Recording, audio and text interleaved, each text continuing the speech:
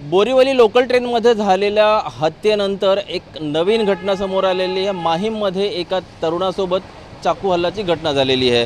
माहीम पश्चिम स्टेशनच्या बाहेर हाच तो स्पॉट आहे जिथं नवीन प्रसन्न नावाच्या एका तरुणाबरोबर एका आरोपीने चाकू हल्ला केलेला आहे। आणि नवीन ज्या मुलावरती चाकू हल्ला झालेला आहे त्याची चूक एवढीच होती की आरोपीला धक्का लागला होता आणि आरोपीचा मोबाईल खाली पडला होता।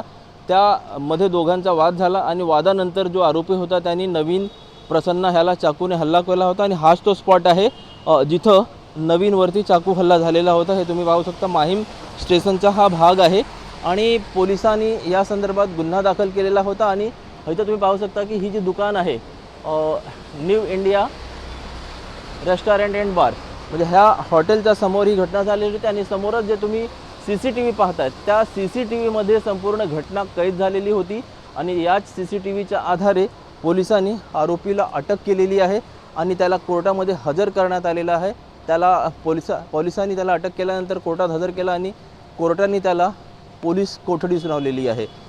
सर्वात महत्त्वाचं आहे की जे तरुण ज्याच्यावरती हल्ला झालेला आहे त्याचे नातेवाईक आहेत त्यांनी मागणी केलेली आहे की आरोपीला शिक्षा झाली पाहिजे।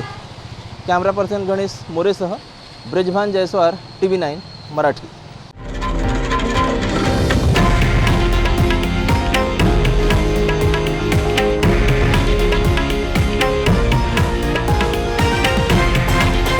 हे आहे देशातील नंबर 1 न्यूज नेटवर्क आणि आपण पाहत आहात TV9 मराठी, एकमेव।